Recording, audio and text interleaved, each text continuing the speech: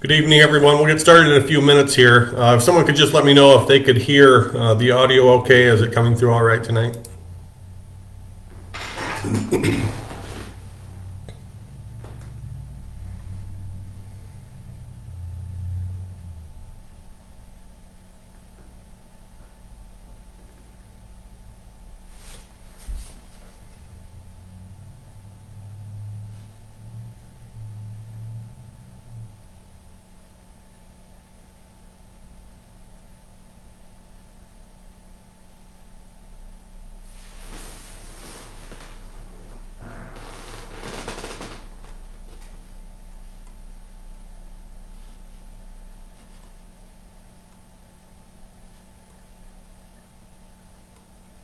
Thank you, everyone.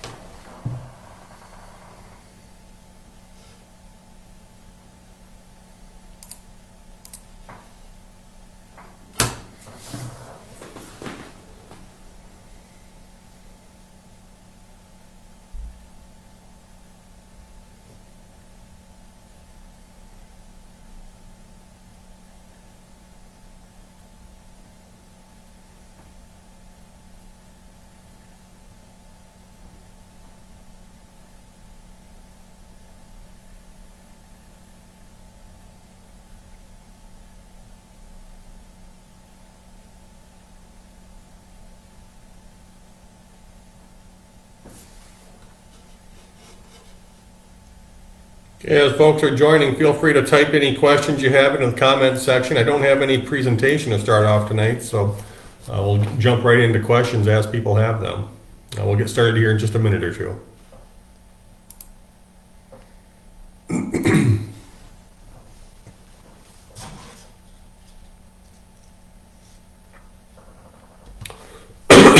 Excuse me.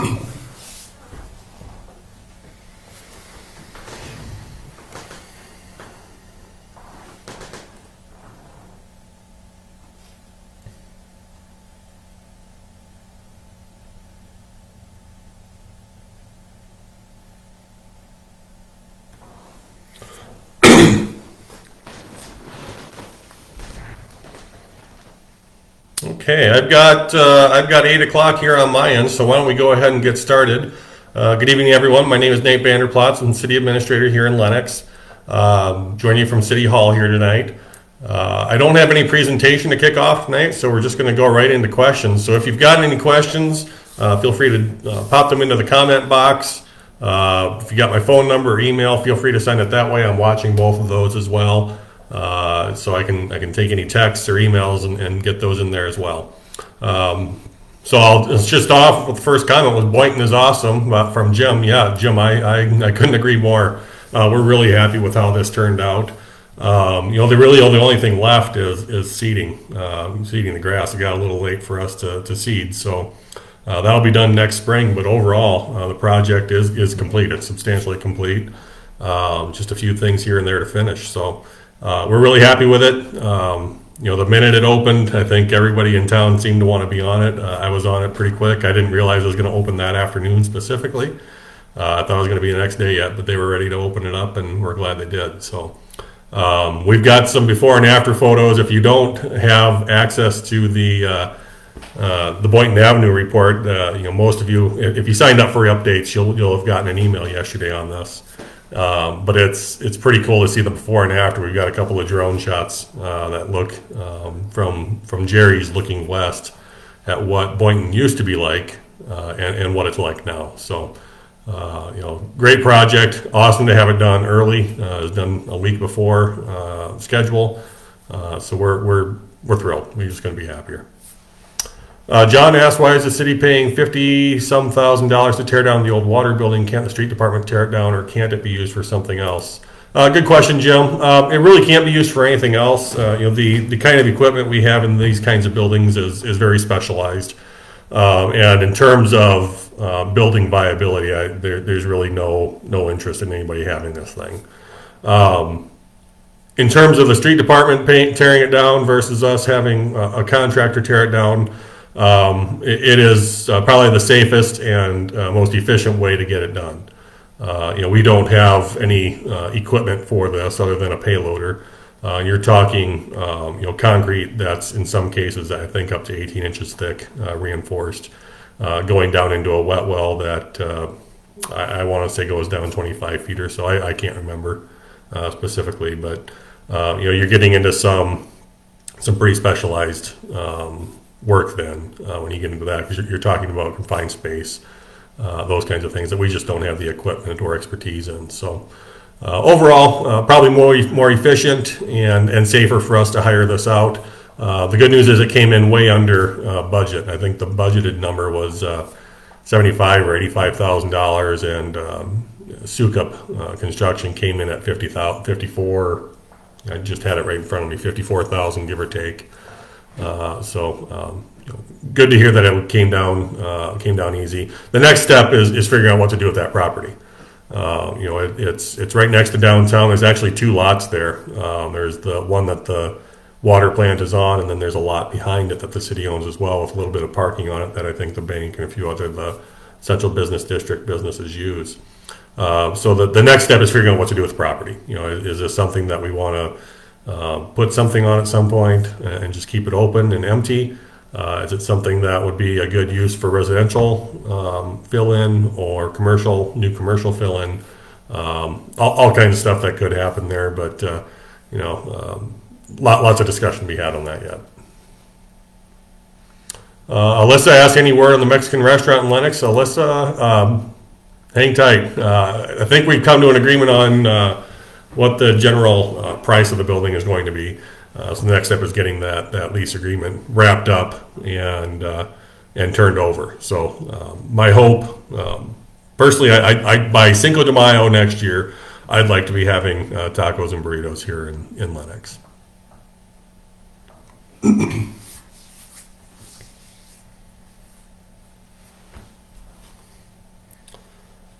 Other questions? Got a bit of a lull here. No questions coming in. Did want to talk a little bit about a project coming up on December 2. We're bidding out the new swimming pool parking lot. As most of you have been, any of you have been to the pool, you know we've put down milled asphalt that first year that we had the pool open, which worked and it held up pretty well.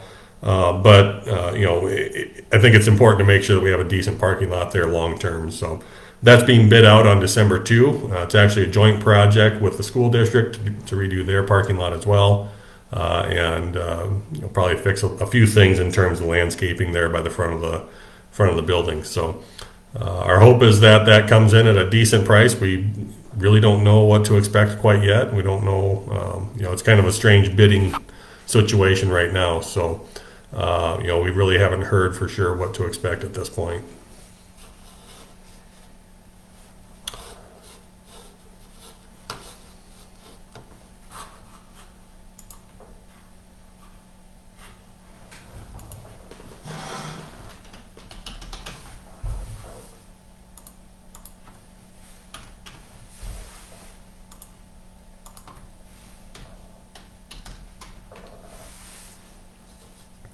Jill asked, can we get an update on when Cleveland may be open for the bridge project? Jill, let me... Lisa, looks like Lisa's asking the same. Give me 1 second here. I'm going to look through my emails quick and see what we're looking at here. I can't remember for sure when this was supposed to be done.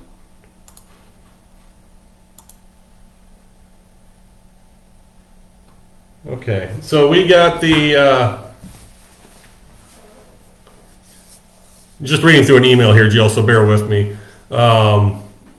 Beginning on September 19, that's when it was supposed to start closure and should be about 8 weeks. So my guess is, here sometime shortly before Thanksgiving. But let me check with the county and see what the status is on that. I've seen plenty of folks down there, plenty of work going on, but I haven't had an update on how things are going. So if you don't mind, I'd like to check in with the highway superintendent at Lincoln County and see what the latest is, and I can make sure to comment back on your comment later, tag you in it, so on and so forth. But my guess is that it should be wrapping up here pretty soon. So.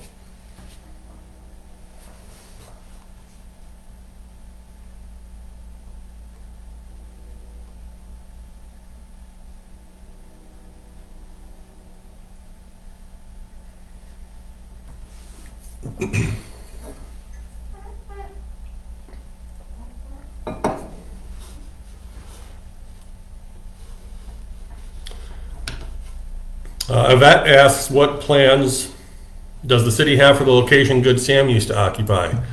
Yvette, we talked with Good Sam early on when they announced closure, and we've been in pretty close contact with them during the demolitions. We had to help them with a few utilities, so on and so forth, water, sewer, capping stuff, so on, and all that.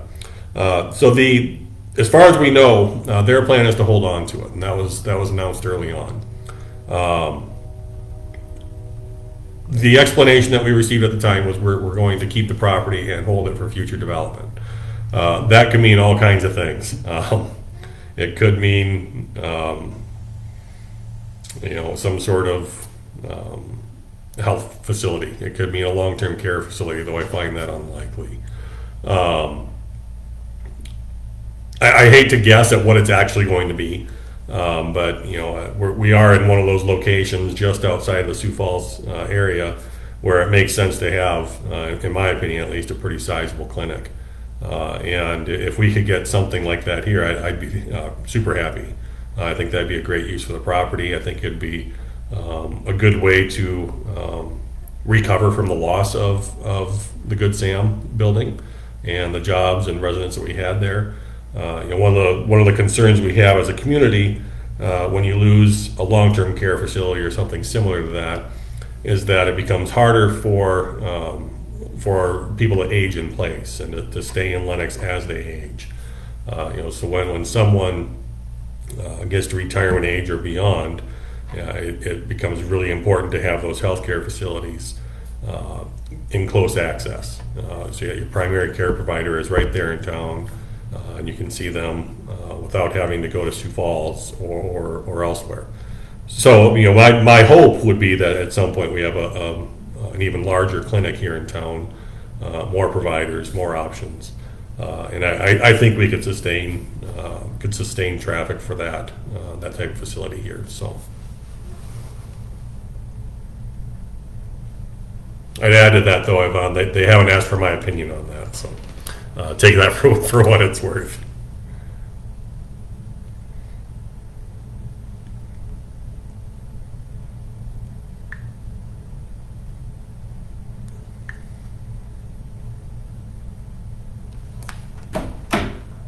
Other questions?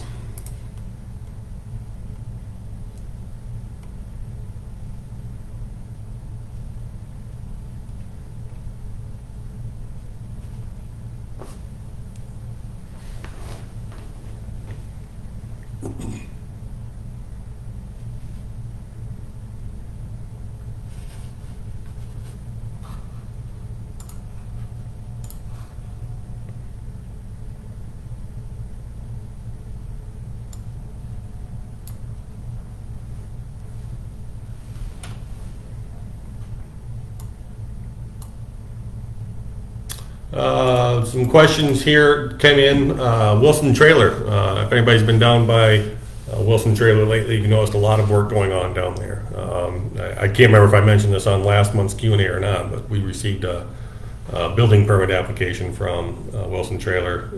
Been working with them for several months, but I think it was finalized in either September or early October. They're expanding their facility, so the parking lot expansion I think is already wrapped up, which is pretty key to that workforce that they've got there. The expansion, I think the concrete work is supposed to happen this year. The rest of it should be next year. But that's, it's a big expansion. It's about $19 million in work total when you take into account the building and the parking lot together. Probably the biggest industrial project we've had in Lenox ever in terms of value. And that's been a big driver for our permit values are this year as well. We watch building permit values as an indicator of local economic health, and growth in building value. That as we get more buildings in town and more value in those buildings, that's the big thing that brings that tax levy down. So, the rate that you pay goes down when we have more properties in town. And so Lenox has traditionally had one of the higher levies in Lincoln County, and our goal has been to reduce that over the last several years, and we've been consistently doing so, largely due to growth in the property values in Lenox. Now, if your specific property is growing in value and the tax rate is reducing, it may not actually reduce your tax bill, but that's just a factor of local economics and where housing prices are right now. But overall, this has been a pretty outstanding year in terms of building permit values. We're over $31 million in value right now. I want to say that's probably 3 times as much as any other year that I've seen in my 4 years here. and it's just great news, to see 50 homes go up in a year in Lennox, where the first 3 years I was here, I could probably count it on one hand how many new homes were built. So great things going on. I think you'll see a slowdown in some of those building sales, of course, with the national economy. But at the same time, there are still closings. We've got plenty of people still moving in this month. So.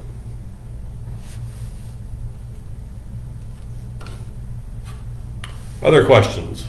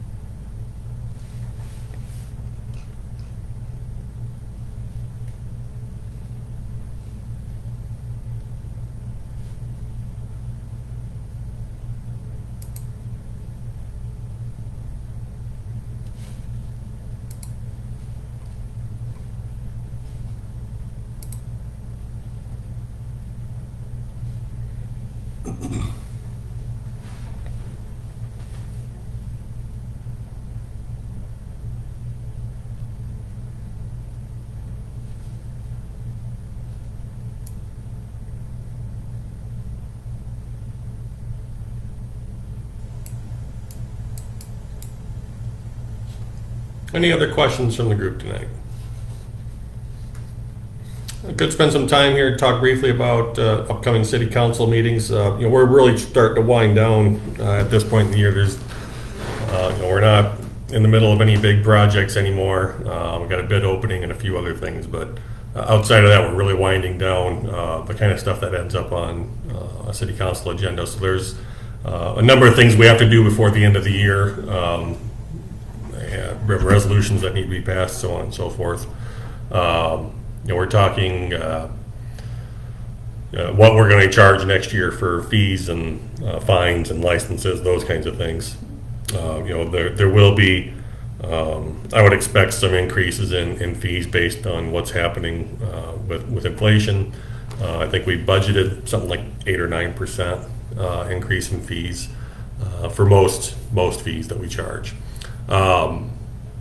So there'll be a resolution for the city council to consider increasing those fees and fines, maybe adding a few fines. There are a few things that building code, or not building code, but property maintenance code violations that we don't have fines for that we probably should, given how frequently we start to see some of these violations. So we could see some updates there. The other big thing that we do before the end of the year is we establish what wages and salaries are going to be for the next year. I think the big driver this year is going to be what the cost of living adjustment looks like. It's really all over the board. There's all kinds of advice and information out there on what cost of living adjustments look like throughout the country, locally. Whether private sector or public sector, we've got all kinds of information on that, and I don't know that there's a right or wrong answer there. One of the challenges of budgeting for is you don't know what to expect. So we budgeted a 10% increase for all employees except for me. I don't budget my own salary increase. That's on the cost of living side, cost of living adjustment. So a 10% budget, but we don't know where that's officially going to end up. My recommendation to the council has been that we simply do whatever the Social Security Administration does. That's generally thought to be one of the more accurate measures of what the cost of living change has been over the course of the past year. They announced that at 8.7% last month, and that's more than likely what we'll recommend. But it's hard to say. There's all kinds of decisions to be made about that. Now, again, I don't think there's a perfect answer to it. So.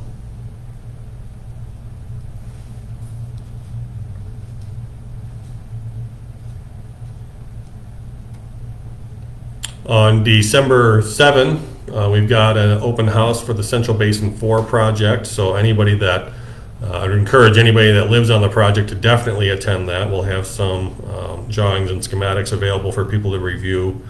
The engineers will be present. Staff will be present to help answer questions, whether it's about special assessments or engineering or changes to the street, so on and so forth. So especially if you live on the Central Basin 4 project, which is Academy between 1st and 4th, Elm from 4th all the way up to Boynton, 1st Avenue between Academy and Elm, 3rd Avenue between Academy and Elm, and then Rummel Circle, Rummel Drive, and North Cedar Street. So if you live on any of those streets, please plan to attend that meeting. It is important. It's important for us to get some more information from property owners and people that live along that project as we wrap up the design of the project, so that we can make sure that we take certain things into account. But overall, saw the first drawings this week. We're talking, this is mostly a drainage project, but also a sanitary sewer and to a lesser extent a water project, increasing drainage availability on the downstream side, so that when we get up to North of Railroad tracks and this capital improvement project plans up there, we've got a trunk line we can connect to move stormwater out of town. But that being said, there's a lot of sanitary sewer to replace in that area, and obviously, you look at street conditions, you'll be getting new streets, curb gutter, sidewalk, those things in there as well. That project is probably going to go to bid sometime February or March next year, and remains to be seen whether it'll be a 1-year or a 2-year project. It's a big project. This Boynton Avenue project was $4.2 million project, and Central Basin 4 right now is at a $10.2 million project. So in most situations, that would be a 2-year project. So we'll see what we can get done in that time frame. My hope is we can bid it all together, but we'll see. In terms of how that project's being paid for, $5.6 million were secured in grants for this project, so over half of it's grant funded. There will be special assessments to the properties that live along that project. And so if you're a property owner, December 12th is the day we're going to consider that resolution that talks about the special assessments. So you'll have something in the mail here in the next week or so that gets you information on that. And the rest is loans against the water and sewer fund, and those are paid back by surcharges on your water and sewer bills.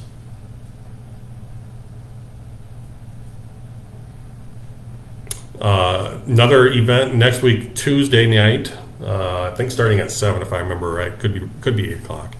We'll have another Q&A, but this one's going to be in person. So we're going to have an in-person Q&A here at City Hall for anybody that wants to attend or can't get to these meetings very easily online. Encourage people to come and ask your questions at this in-person event. Will be available. It'll be very similar content, I'm sure, very similar questions, but we want to make sure folks have an opportunity to ask questions in person too if they wish. Any other questions I can answer tonight?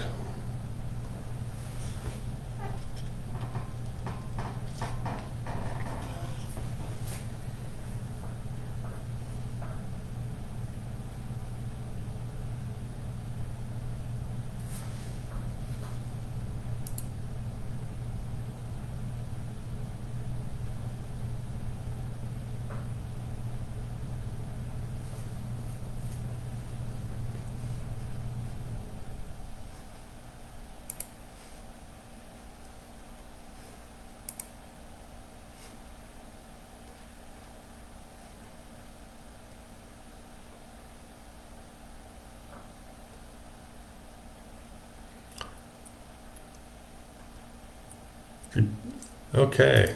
Sorry, I'm just loading up a bunch of questions here. I didn't realize there were a bunch of them in the queue here. So, John Cassidy asked, sorry, John, it changed places on me here. How much will the new development of houses affect our water bills, taxes, etc. going forward? It's a complicated answer, John. I'm going to try and keep it simple. So in terms of your utility bills, as Lennox grows, as we sell more water, the rate will go down. So when we pay Lewis and Clark for our water, if we don't use our full capacity, and we never do, we pay a capacity fee, and as we use more water, that capacity fee goes down. So the more water we use, the cheaper that water is per gallon for us, and of course that would be passed on to the users as well. Taxes, you won't see any change in what you pay in taxes as a result of the new development. Your property taxes will stay the same as, and I've had a couple of comments in the past week or so about special magical tax breaks for the new development. There are no such thing. I think it's really irresponsible to mention that for folks that might be looking to move here, end up buying a house and find out actually the tax is the same as everybody else. So, it won't affect anything on that end. We do expect to see more sales tax though. When the community grows and you get more jobs in town or people moving into town, you see an increase in the sales tax revenues. So, right now over last year, any given month, we're earning 20 to 30% over last year's numbers in sales tax in Lennox. Now, some of that, of course, is going to be tied to changing prices, but not 20 to 30% of it. So, we're seeing a big shift there already. And every new dollar we get in sales tax is preferred. If we can use sales tax instead of property tax for general fund items, it just helps bring that levy down. And that's something that we've been focused on over the last several years is reducing that levy. We've been successful in doing that, but I think there's a general feeling that it obviously needs to continue to go down. So overall, your water bill, eventually as we start seeing more people and more water use, it'll go down. I think your rate would, at the worst, it would stay level in terms of, how do I put it? They would absorb any increase in cost, I should say. So, Ashley asks if the Central Basin Phase 4 starting at the same time, or Elm first, then Academy. Really too early to say, Ashley. My bet would be that we will start on the down end side. We're talking about 3rd Avenue at Elm and Academy, that area, simply because you want to build that downstream side first and move north. That's my guess, but it doesn't have to be that way. It really depends on who the contractor is, how many crews they have on site, and how they want to schedule it. What we will give them is a deadline, and we'll give them input and feedback on what we feel makes the most sense. But accomplishing that is very much up to that contractor.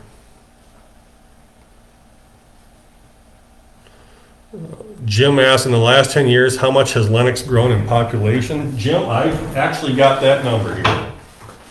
Good question.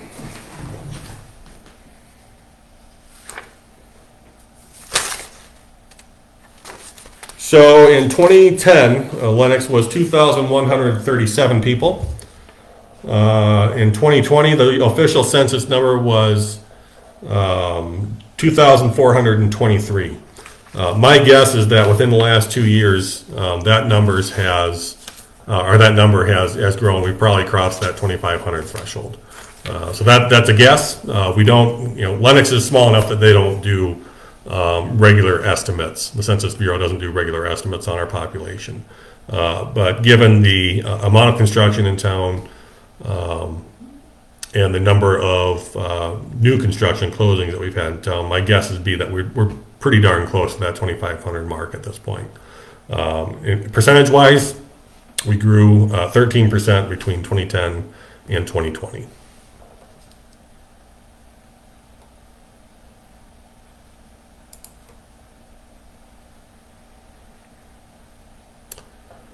Becky asked if a business is located outside city limits such as Bob's Flowers, and my understanding part of Jerry's, does that help at all with the city's tax levy? Becky, it does not. So those properties, since they're outside of city limits, they don't pay a Lennox property tax or sales tax. So anything, if you look at Jerry's east of Highway 17 or Flowers by Bob, those would both be outside of city limits, and so we don't see any additional tax revenues from those businesses, no.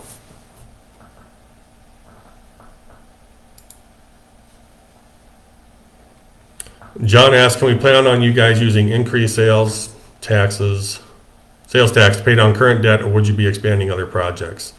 I don't know that it would. Easy answer, John, is it depends on the city council. It's really at their discretion how those revenues are used. I would say that we have a capital improvement plan that includes use of that increased sales tax revenue for future projects. So when you look at Central Basin 4, for example, we figure in a certain amount of sales tax loans against sales tax instead of the water and sewer fund, to try and keep that water and sewer surcharge as low as we can keep it. Now, it's not a huge part of the project. I mean, it's not a ton, but every little bit helps. There's other parts of the project. You look in 2025, for example. I think that project over on West 4th and Blaine and Harrison. I don't know if I'm missing it there. Maybe I think there might be a block of Lincoln in there as well. A lot of that is mostly a street project, and so that would be, we would look at using the sales tax revenues for that, whether it's a sales tax loan or using the actual cash out of the sales tax fund. But if it's a utility project like Central Basin 4 or Boynton Avenue, then we're going to rely mostly on those water and sewer loans. If it were to come in at 30% growth every year for the foreseeable future, well, I think we'd probably look at what we can do with it. If there are things we can do to pay down obligations or liabilities, I think that's one of the many options that are available. But when it really comes down to it, John, it's up to the city council at the time to make that decision. Predicting what could happen between now and then is a tough game. John asked, what about that Eining land purchase? Anything planned? We've got a few things in the works, John. Nothing I can really talk about here tonight, unfortunately. But a lot of interest. I can say there's a lot of interest in that land. We closed on that land, I think, on October 3 or October 5. And within 2 weeks, I had 4 or 5 interested parties in it already. So definitely a lot of interest in it. And hopefully we'll have something to share here in the relatively near future.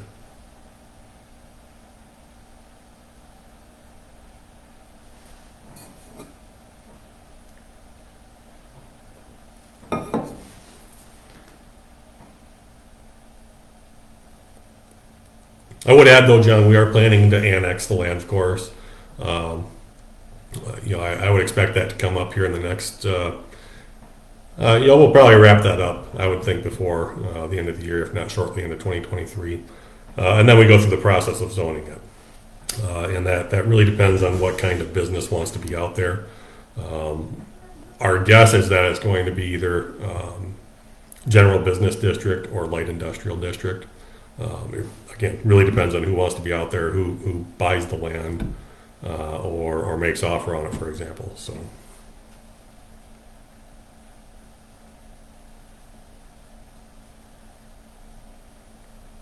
John asks, will the Eining property be included the city tax? John, I think you're asking if it will be paying city tax. As of right now, it won't, because it's owned by the city, and those are government and nonprofit properties are not taxed. If it is sold to a private owner or a business or industry, then yes, it would be taxed. There are allowances in our ordinances, though, for commercial and industrial development. So there's a tax abatement program for those properties. Essentially, if you build a commercial or industrial property or improve your commercial industrial property by $30,000 or more, you're eligible for tax abatement. And so what that does is it taxes you at 20, 40, 60, 80, and then eventually 100% of the assessed value over the course of 5 years. So can be a really key deal to landing some developed properties. At the same time, it's one of the few incentives we actually have available to us here in South Dakota as a community when it comes to development and encouraging development. There's really not a whole lot else that we have available to us. So, but yeah, as land is sold and comes into the tax rolls, assuming that it's annexed, then yes, it would be included in city property tax. And if it's a commercial property selling taxable items, then it would be included in sales tax as well.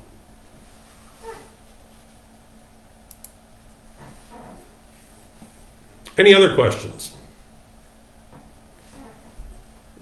Or any that I missed, come to think of it. I don't think I've got any missed ones yet.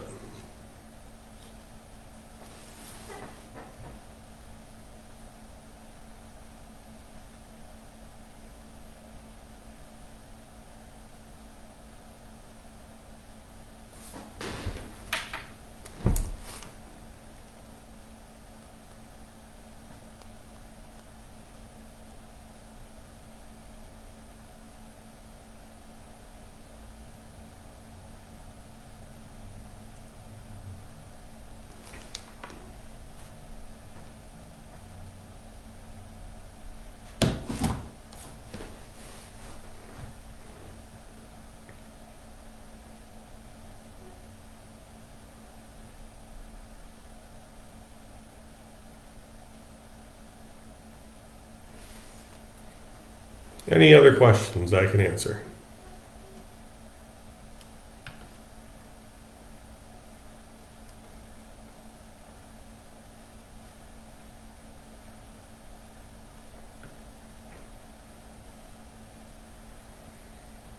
Linda asked if we annex the Eining property into, are we also going to annex the rest of the property along 17 like Bob Slowers and Jerry's? Linda, there's no plans to right now. There was earlier this year or late last year, I can't remember when it popped up. We got in a conversation with Lincoln County, learned that back in 1893, something like that, it was very shortly after Lennox was incorporated, there was a large area around Lennox that was actually annexed. Trying to see if I can grab this map for you here. 1893. And it was a bit of a surprise. We hadn't seen this before, and it was not reflected in anything that I had seen. But there was an ordinance with it. We looked back through our ordinances and found the ordinance, and sure enough, this area was all annexed. Now, I don't know if you can see this very well. Make sure I get it in the shot here. So what you're seeing there is Lennox in the kind of tan, and then that red area, north and east, and just a little bit west of Lennox was all annexed into the city limits at some point, back in 1893. So we've gone through records with Lincoln County and figured out that some of these were taken out of the annexation, but they were done so by resolution. The first thing about annexations is that they're not always done by resolution. Sometimes they're done by ordinance. And a resolution does not have the same effect that an ordinance does. So there's a number of properties in there. They've all been split up different ways. To be honest, it's a bit of a mess, and we've got to work out the details of this yet. So I don't think we're going to figure it out by the end of this year like I had wanted to. I need our engineers have asked them to do some work on researching legal histories on the properties and legal descriptions, but so that I'll say there's no plans to annex anything else right now, but keep in mind, keep a pin in this annexation thing from 1893, because I think there's I think there's some areas that are going to have to stay annexed that weren't taken out of that original one.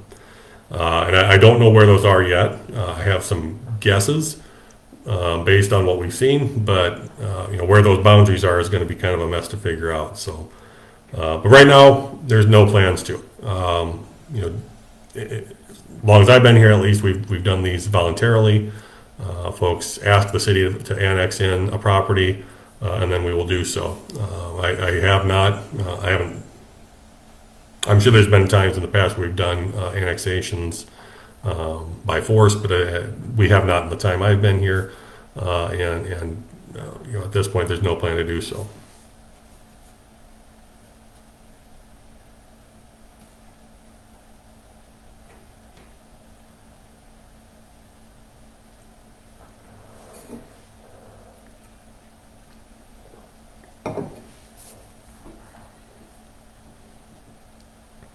Other questions?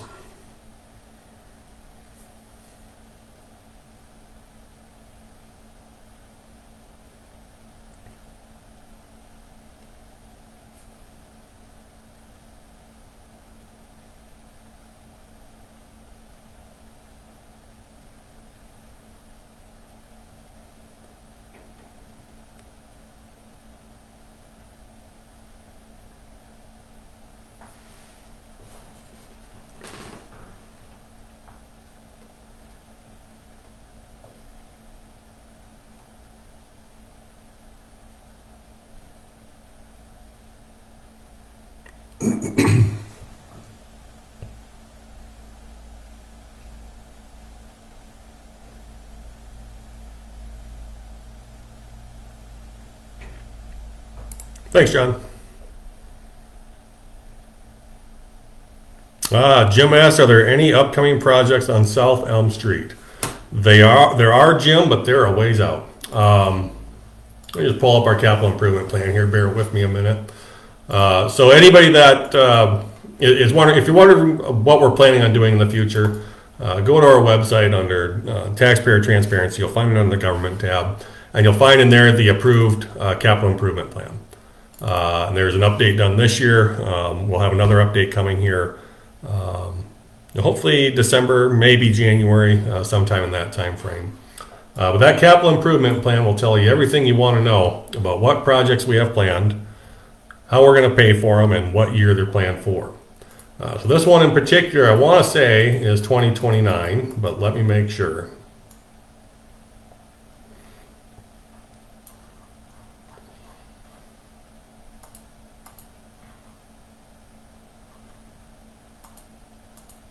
$2028, Jim, is the year that we're looking to do South Elm Street. So this is, if anybody's been down there, you know that South Elm Street, well, there's no storm sewer, and it doesn't go anywhere. The water doesn't go anywhere. It just kind of sits there. There's no slope.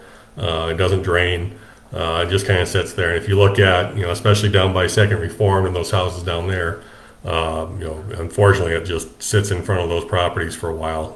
It just creates a mess, mosquitoes and algae, and it's just not real great. So in terms of getting water out of town, that's a big drainage project for us. See if I can get you a map here on what we're looking at. I think we're looking to go south from Fifth Avenue all the way down to the highway, if I remember right. And so that would be pretty sizable project. Total cost right now, or last year's number, is $2.6 million. I would definitely plan on that being more by that time. But our estimates are always in the current year's numbers. So right now we're waiting on getting updated estimates from our engineers over at Stockwell, so that we can get update our plans, particularly our financial plans. For how this all happens. So, but overall, it's not a huge project cost-wise, and it's kind of nice to have these projects that are nice and straight. Sort of like Boynton Avenue. You can just close it down and get going. But again, this is a main thoroughfare through town, so it's going to be an inconvenient one, just like Boynton was, and probably quite a few more houses on this one. We got the park that comes off of it, and a lot of lot of traffic through that park off of Elm Street throughout the summer with all the park programs we have and recreation programs. So 2028 is the year right now that we have that planned. Should the city come into a magical pot of money, maybe we can do that sooner, but hard to say at this point. Jesse asked anything on Prairie next year for the low water area. Yes, Jesse. I think once we get some updated cost estimates from Stockwell here in the next few weeks or month or so, we'll see what we're going to plan to do there. Right now, we have money in the budget for next year on the initial planned budget number or planned cost for that fix. But that was a very rough estimate, so my guess is we're going to need more than what was actually budgeted. But we don't know for sure yet. So, hopefully we'll see something here in the next several months with, what a planned fix will be. I still have some concerns going west from there that there are some drainage issues that need to be resolved. We thought that there may be a slow water leak over there somewhere. That turned out not to be the case. We had rural water out to help us pinpoint any leaks with their audio detection, and nothing popped up. So if you look about a block to your west on the south side of the road in the spring, there's an area of the road that just kind of heaves up, I would say 6 inches or more in the spring, and it looks like it's a subgrade issue. We're just not sure for certain what's going on there. So short story, yes, we plan to fix that next year. My concern, though, is that it's going to turn into a much larger project than we originally thought.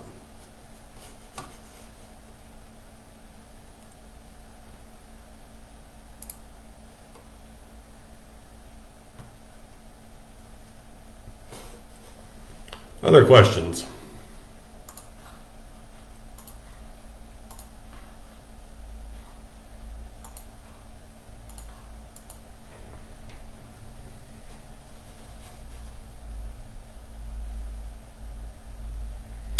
Jesse, right now there's no cost for homeowners. This is more of a maintenance project than it is a construction project. So if you look at we have a resolution we passed back in 2020. The city council passed a resolution that lays out how to pay for certain things.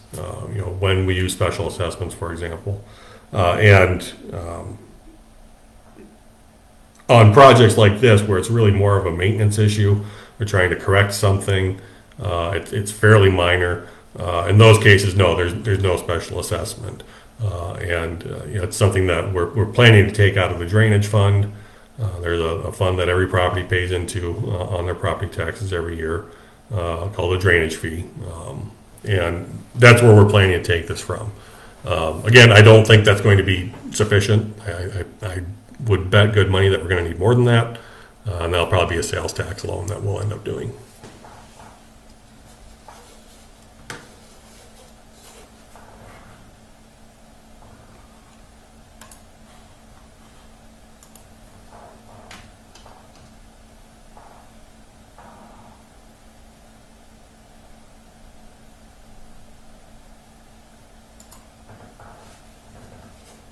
Thanks, Jesse. Other questions?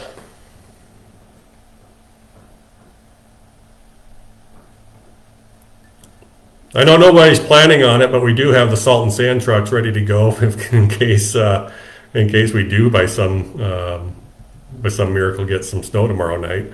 Doesn't look like that's going to be the case. Looks like we're going to get pretty lucky here. But talked to a few folks out in Pierre today, and it did not sound good out there. And I was planning to go out west tomorrow night to kick off West River deer season, but I think I'm going to hold off myself. But looking pretty nasty in other parts of the state right now.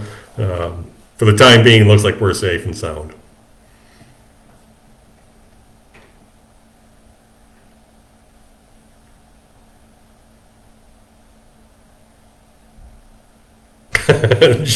John says, "Oh, you jinxed us." Sorry, John. I do love this time of year, and I do love the snow. But if it makes you feel any better, I haven't gotten my ice auger out yet. The ice shacks are still up on their loft. I haven't got any of that stuff ready. The boat is barely put away. I'm doing my part. So sorry, Pam.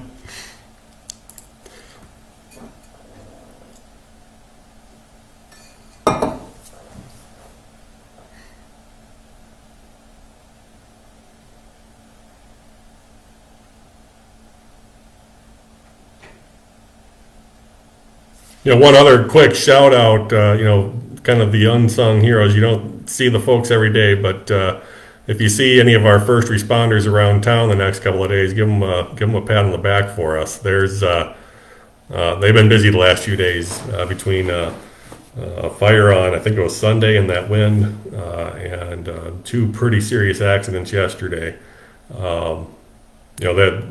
These are folks that give up their time willingly. Oftentimes they're volunteers, especially if they're fire. So if you see any of our volunteers, especially around town, or our ambulance staff or police officers, give them a pat on the back for all of us. They've done some great work over the last couple of days, and it's not easy.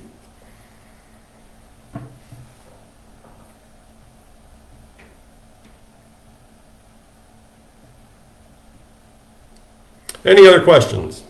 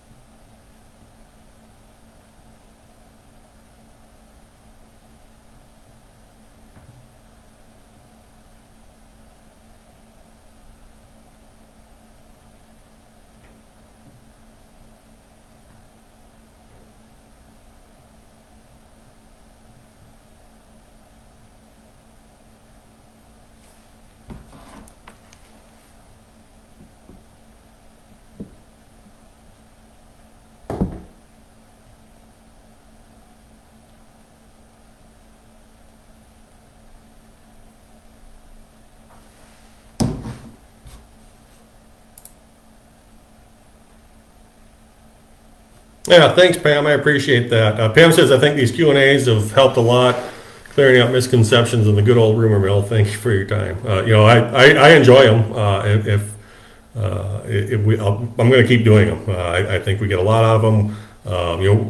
I think the last couple have been shorter. There haven't been that many questions the last few times, but I think still having this opportunity to answer questions is really helpful. And clearing up misconceptions, especially in the old rumor mill.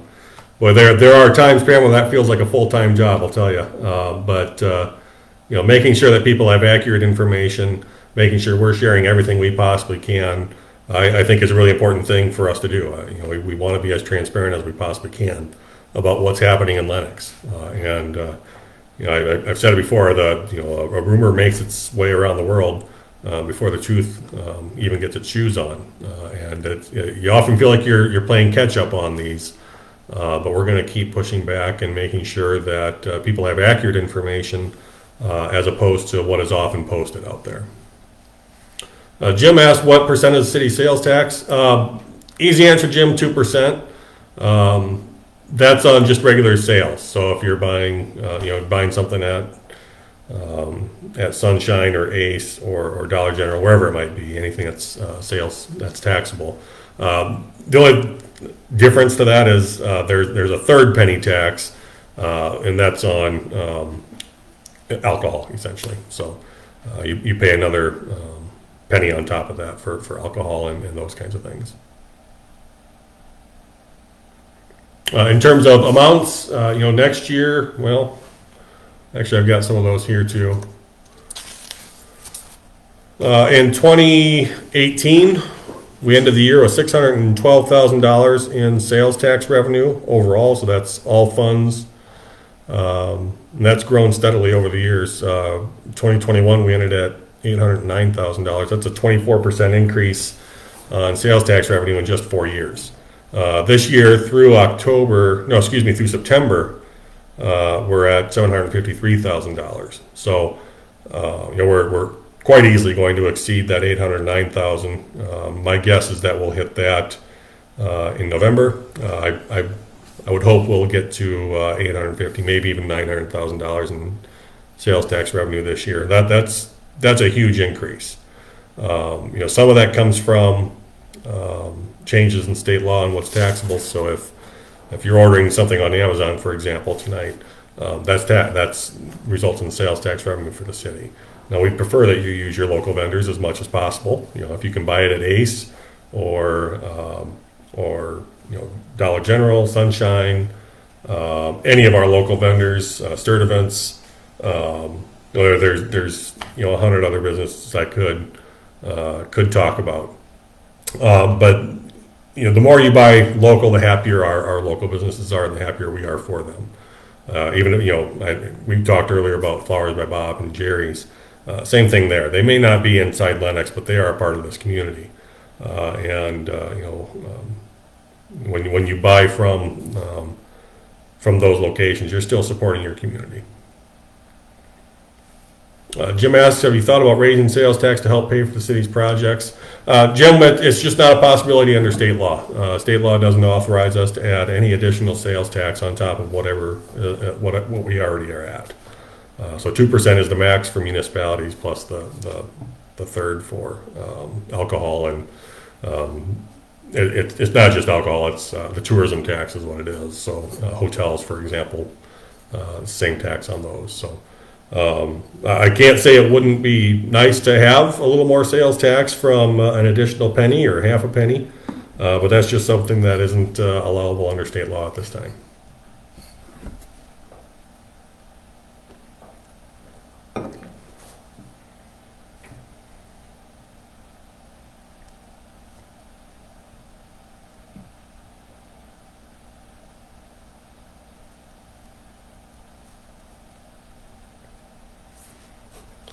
Other questions?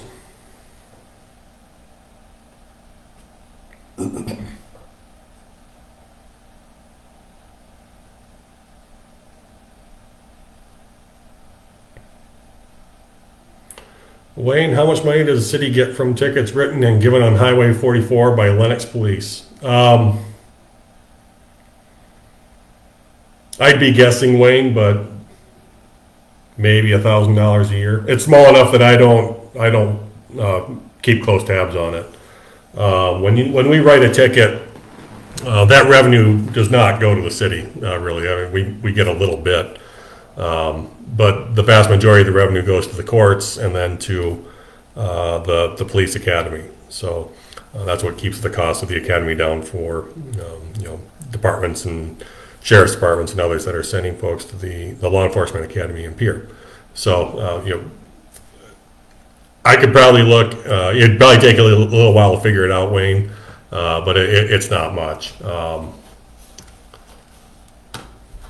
Let me see if I can see what we have on a recent finance report here and see if there's anything I can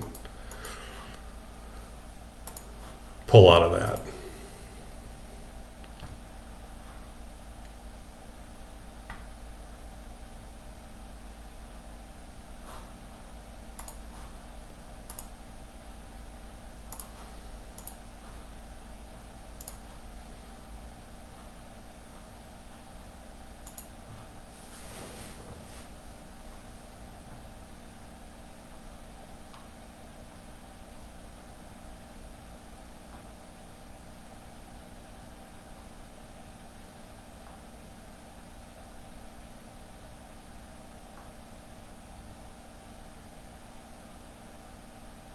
Yeah, I don't see even where we would have that in here, Wayne. I can tell you it's very small. It is not much.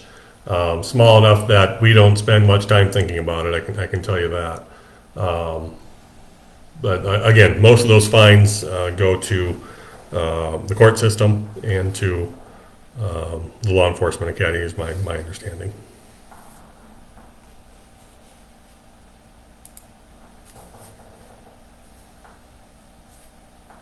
I think there's a misconception that somehow drives our general fund health, and it couldn't be further from the truth. I mean, again, it doesn't have any impact on our general fund, and we don't write tickets for revenue. I can tell you that. I think there are people that think we do. We don't. My suggestion to them is simply slow down, wear your seatbelt, and move on with life.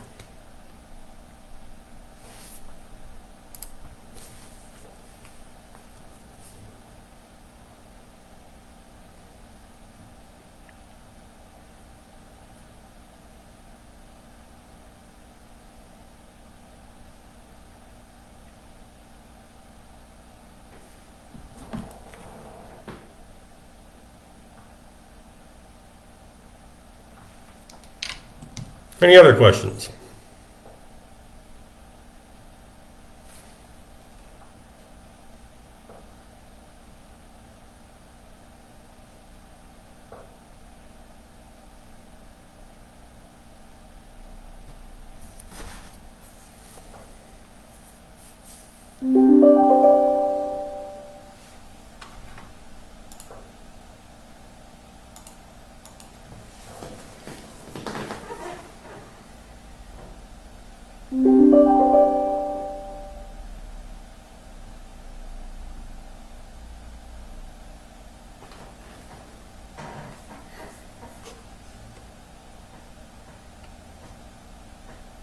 Any others that I can answer tonight?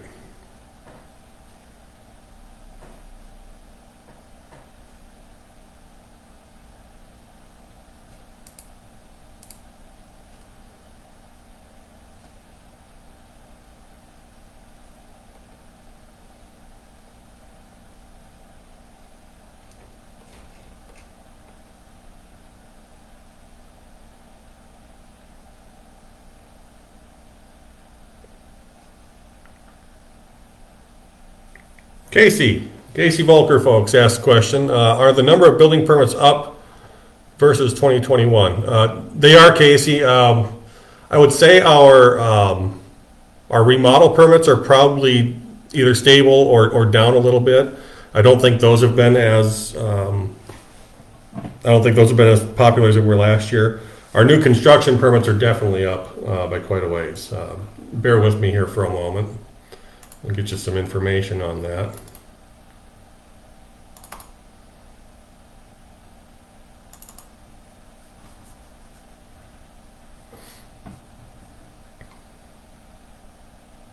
Yeah, so in 2022, we've had 158 just regular improvement permits. Last year, we ended the year with 213, so maybe down a little bit. This is the time of year where it starts to slow down, so I wouldn't expect a whole lot more to come in. So probably a 25% decrease there. And the value is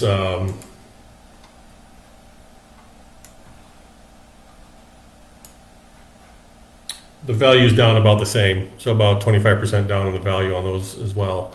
In terms of new construction, 2022, we've got, let's see here, 36 new construction permits here in Lenox in 2022. Last year we had 23, so about a 33% increase, give or take, in new construction. And then commercial, I think the permit numbers are probably pretty close to the same. Yeah, numbers are pretty close to the same, but the value is way different. That's all driven by that Wilson trailer expansion of $17–18 million in total value there, 19 million, excuse me. So the numbers are up on new construction, down on existing construction, but up overall.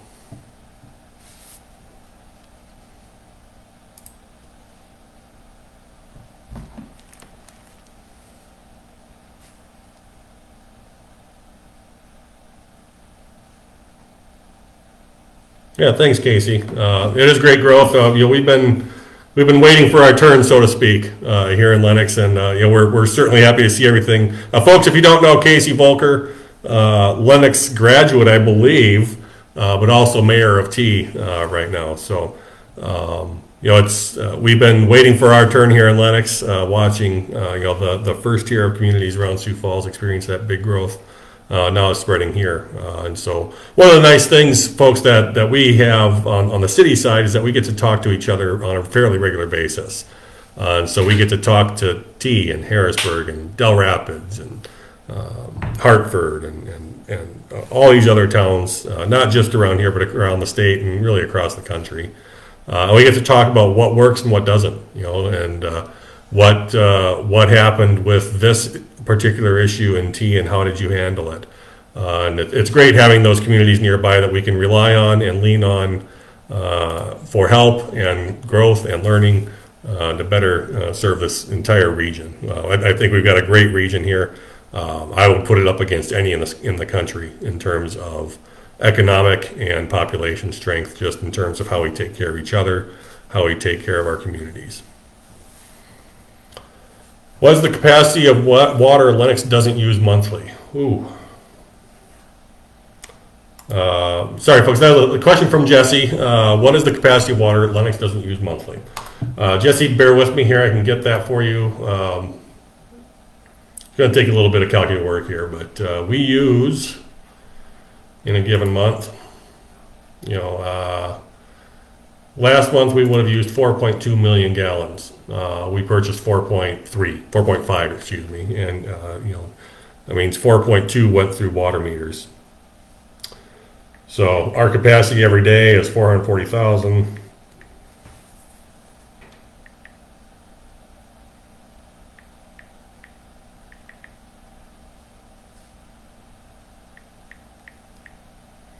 So we're using 4.2 million out of 13.6 million available every given month.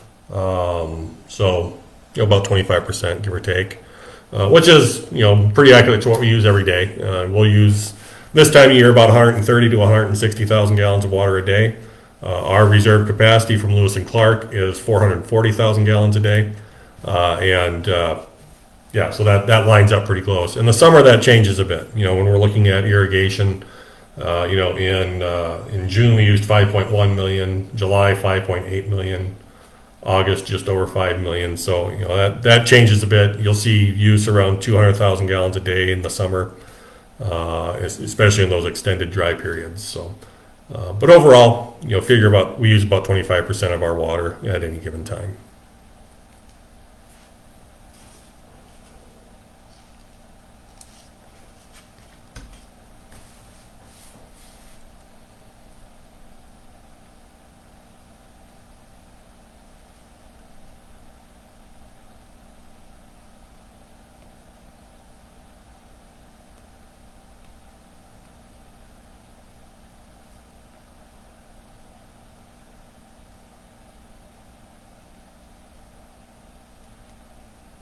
Any other questions?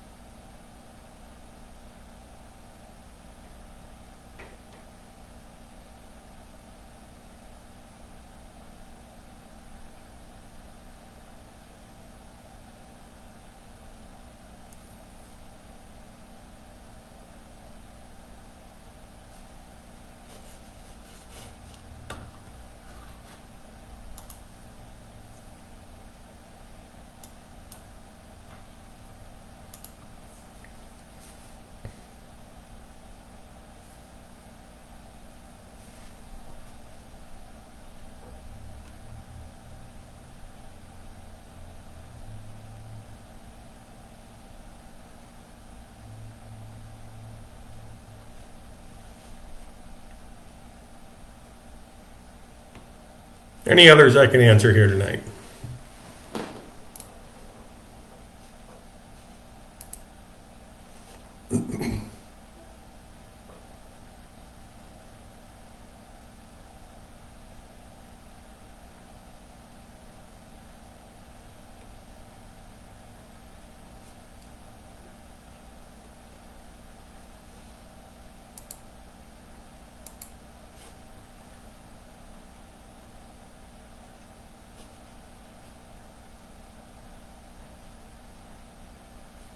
Thanks, Mark. Like I said, I do enjoy these meetings. I think they've been really helpful, fruitful, and I'm glad to be here.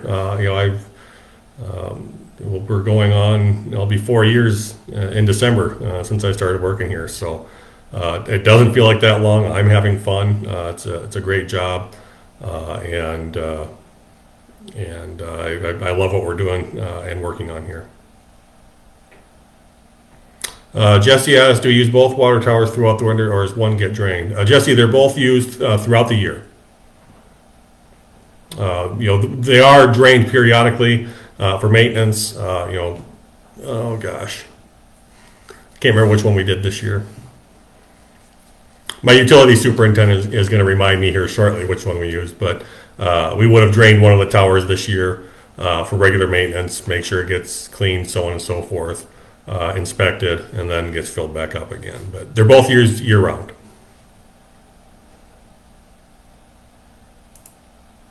Thanks, Jim.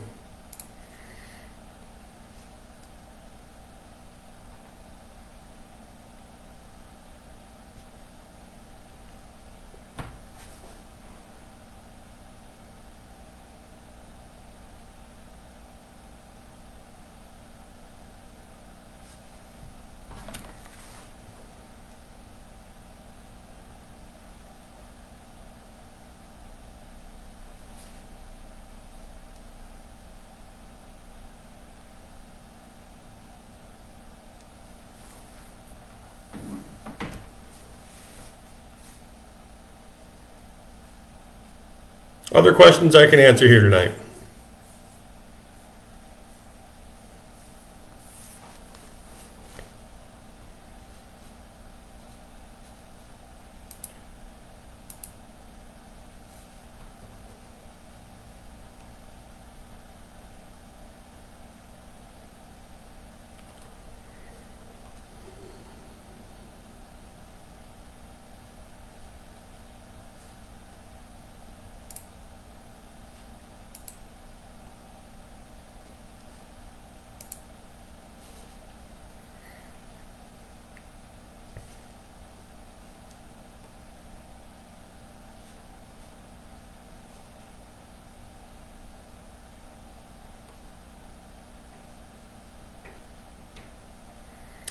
Chris asks, what is the plan for new housing once Countryside Edition fills up? Chris, no plans right now, but I would add one short explanation to that.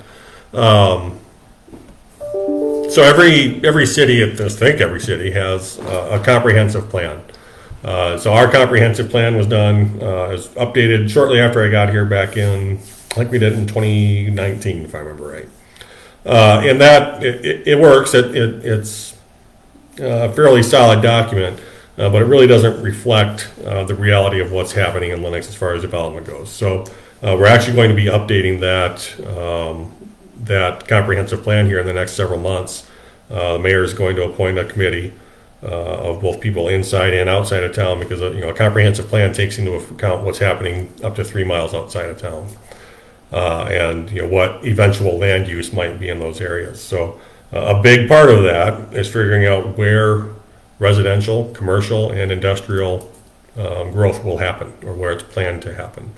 Now that doesn't mean we take over ground and make industrial growth happen or housing happen. That's not what happens. It happens through the private market. But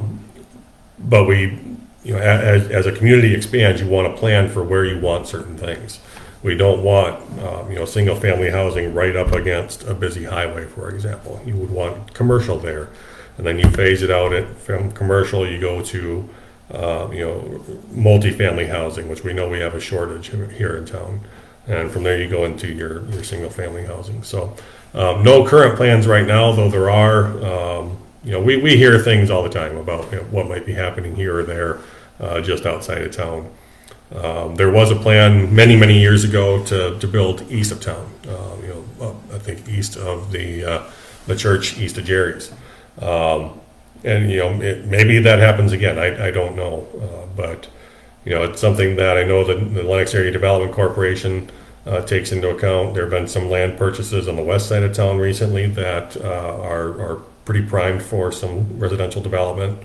So we'll see. We'll see what happens there. We know there's land all over around town that's for sale for this purpose as well. So, we try to direct and answer questions when people ask about where they can put certain things. But for the most part, we like to let that market work, and we'll chip in wherever we need to.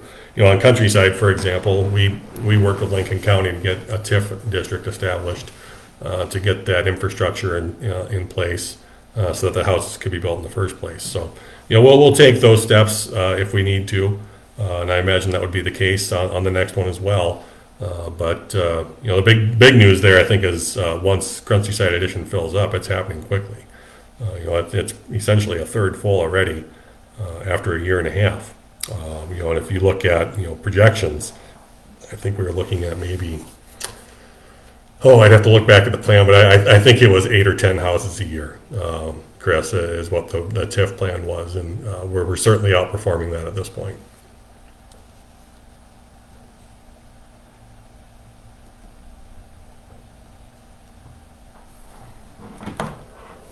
I did mention this committee that the mayor is going to be putting together. If you're interested in serving on that committee, comment here, email me, call City Hall, text me, whatever works. Really, the more input we have on this, the better. This is a big undertaking. It takes several months to complete. Lots of meetings, lots of looking at what the growth patterns are around town, and what we think is going to happen. There's a lot of excitement in there, but a lot of uncertainty too. To me, that's what makes it excitement. So.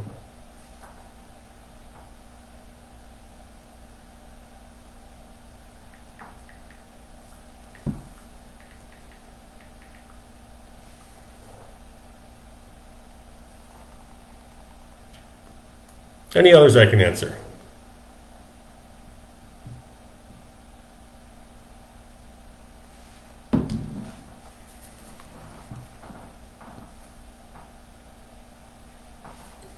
All right, we got our first volunteer. Thank goodness. Thanks, Jim.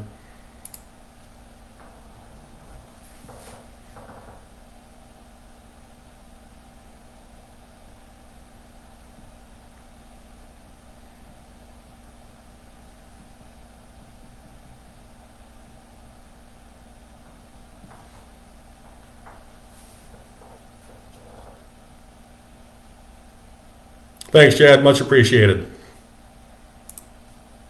I'm not going to read your comment because it would appear a little self-serving, but thank you. I do appreciate it.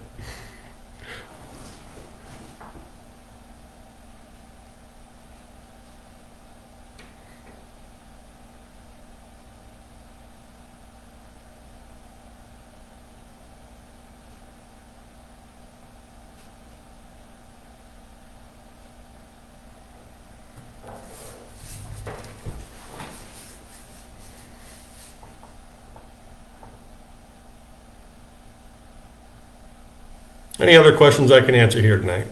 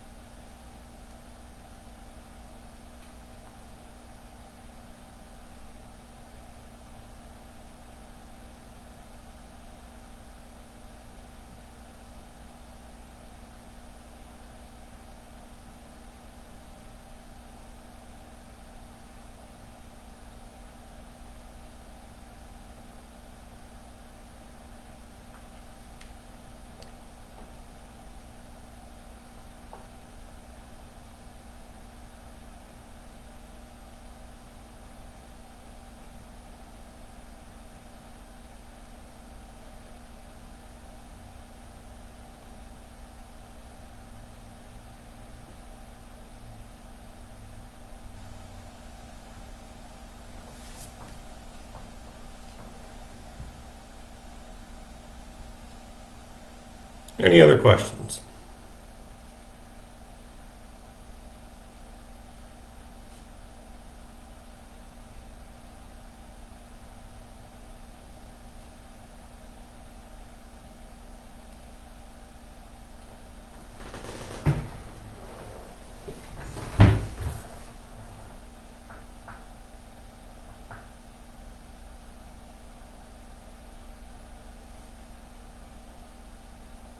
Well, it looks like we're dropping a few viewers here, folks. If there are any more questions, the video will go onto our page here, usually within about 30 minutes. I think it's on our page and available for people to watch, and you can still comment on it. So if you have comments after the live stream ends, you can still comment on the post, and I'll get back to you. There's a number of posts that I'll get back to later as well. There's a few that I want to make sure we report out on, answers I didn't have readily at hand tonight. So I'll make sure I get back to those folks and with some solid answers here in the next few days. We've got one last question here from Jim. How much money do we get from the state? In regular revenue, Jim, we get a state grant every year of about $6,500. It's actually a mosquito grant from the Department of Health. I don't think we got that this year, but we also get grants through the Department of Public Safety for the police department. So if you see that we're doing a saturation patrol for DUIs, for example, or impaired driving, the overtime for those saturation patrols is covered by a grant from the state government. They get it from the federal government, so on and so forth. So there's a number of things that we get from the state and through the county, essentially. Just looking at what we've got so far this year. Actually, better yet, let me look at the budget, Jim. That'll give you a better picture of what we get in a general year overall.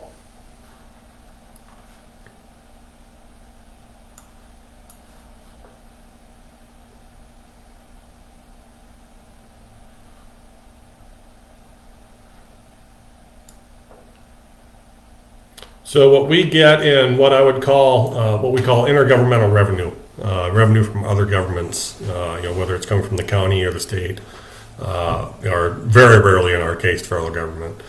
Next year we budgeted for $141,000 in intergovernmental revenue.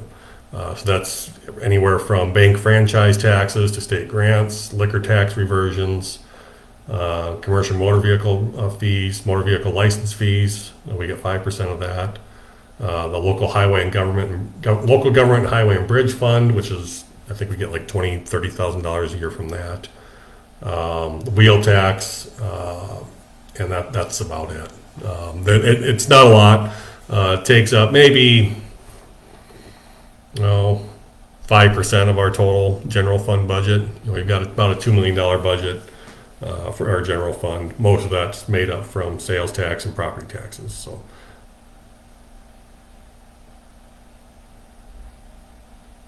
Jesse has a question. Is there a way to have meetings with the head of our ward once a month or every other month?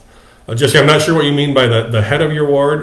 Every ward has 2 aldermen, and I'm sure that if you contact them and want to have meetings with them every month or every couple months, I'm fairly certain they'd be open to that. So if you're wondering who your alderman is, Jesse, in your particular case, it would be Billy Welch and Brittany Maurer in the 1st ward. But all of their, we have all that information on our website under government. Click on city council. If you're trying to get a hold of them and can't get a hold of them, feel free to get a hold of me, and we can see if we can make that happen. Otherwise, of course, feel free to come to any of the city council meetings. There's not a ton of time at those for public comment. They're generally limited to 2 minutes per speaker. But in my experience, our city council members are very accessible. And willing to meet with anybody that requests.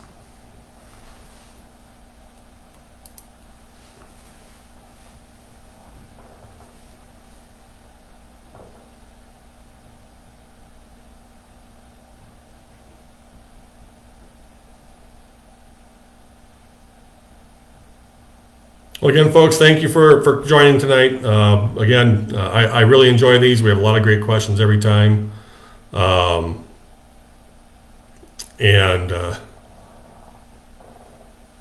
Cindy commented on a lot for sale over by West Evergreen Park as a possible parking lot. We do need parking out there. I'll say that. But yeah, we're aware of that property. Thank you again, everyone. If you have any questions, again, feel free to comment on this post once it goes on the Facebook page. Should be on there within typically 30 minutes. And as always, we're always available here at City Hall. Now, that being said, this is the time of year where I'm not around as much as normal. This is when I typically take my vacation time. Now, whether I'm here or not, I'm still available. So shoot me an email, call, text, whatever it might be, and I'll get back to you as soon as I can. But until next time, hopefully we can see a few of you next week at the in-person Q&A on the 15th here at City Hall. If not, I look forward to seeing everybody in December, and have a happy Thanksgiving and a good break. Thank you, everyone.